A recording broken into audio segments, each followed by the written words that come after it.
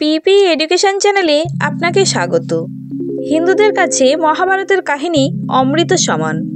এই মহাভারতের নায়ক ছিল শ্রীকৃষ্ণ।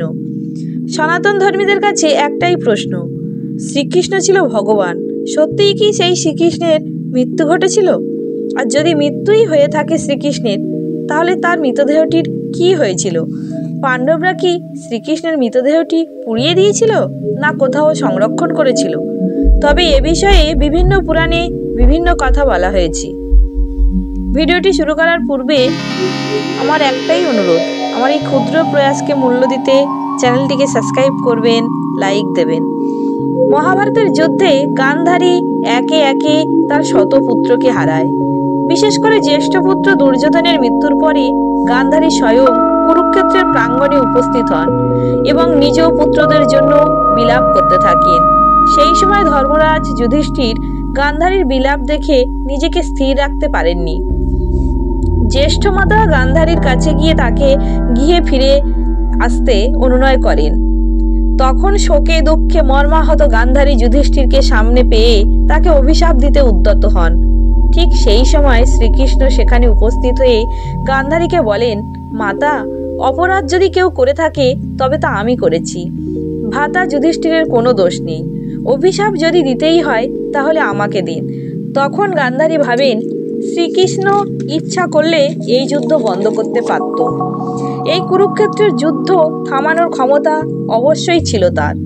তারপরেও সে যুদ্ধ হতে দিয়েছে।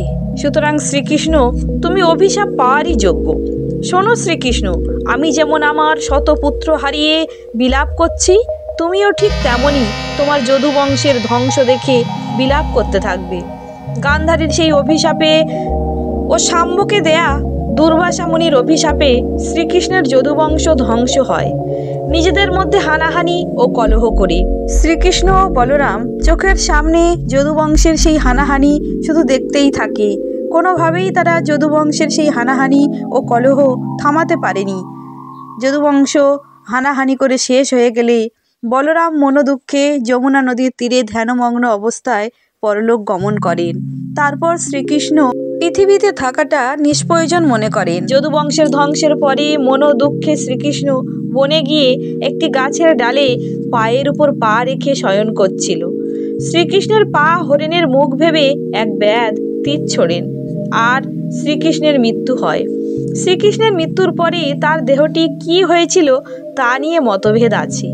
ভাগবত পুরাণে বলা হয়েছে, শ্রীকৃষ্ণের মৃত্যুর পর তার দেহ অদৃশ্য হয়ে এক জ্যোতিধারা অমৃতলোকে গমন করেন। অন্যান্য পুরাণের মতে মৃতদেহটি পাণ্ডবরা অন্তিম সৎকার করেছিল, কিন্তু তার হৃৎপিণ্ডটি জ্বলেনি। তাই শ্রীকৃষ্ণের হৃৎপিণ্ডটি পাণ্ডবরা সমুদ্রের জলে ভাসিয়ে দেন।